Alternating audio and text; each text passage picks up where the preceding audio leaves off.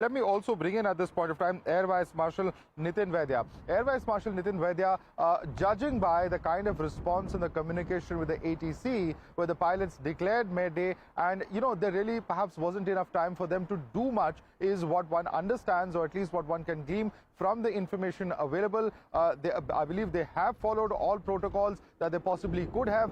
What really, in your view, would have happened in that cockpit in those last moments? Air Marshal Vaidya.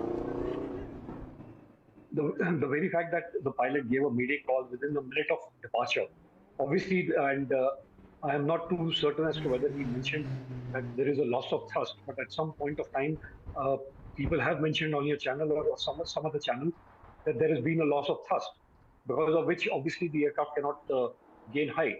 If that be so, then obviously they have got quite busy in the cockpit, due to which I think they have not been able to devote enough time to raise the undercarriage.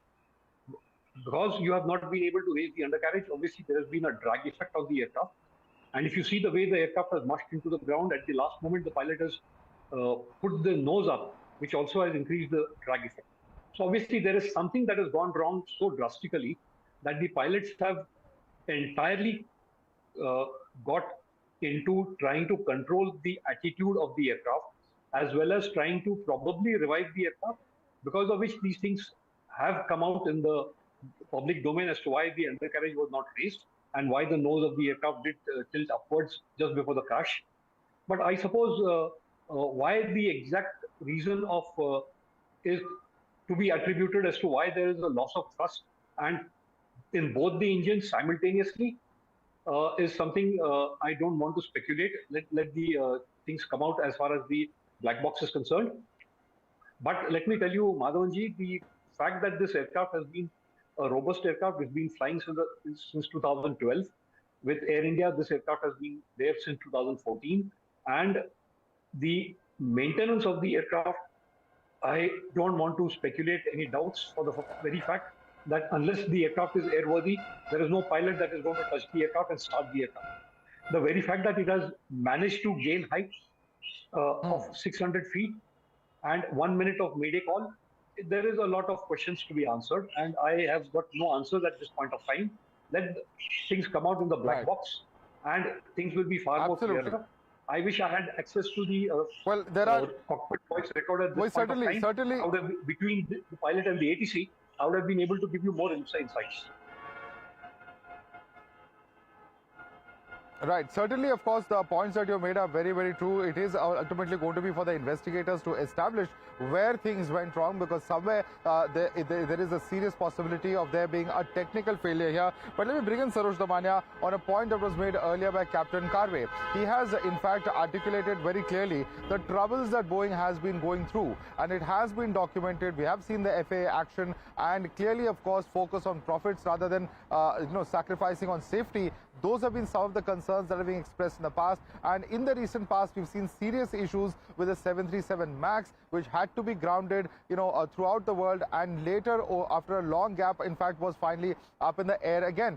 Various other issues, including various sensor issues, etc., that have been reported time and again. Sarosh Damania, how much of a possibility is it that it could be that aspect, or is it something else that we're looking at? As you said, this particular aircraft has not had any serious crashes in the recent past as well.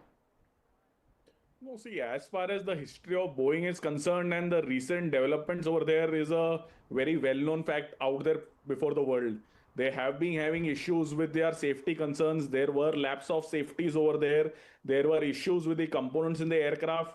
There was one of their most selling aircraft, the 737, was grounded in a lot of countries, including India, for a certain period of time. And of course, 787 also has been their new product. This is not based on some old aircraft. It is a brand new aircraft which they was designed and made by Boeing. But understanding is that they might have some cut some corners. Of course, later on there were rectifications done. There were lapses found. They have done. There were certain, always like in manufacturing process, if there is a issue, they will maybe recall and they will maybe replace the parts.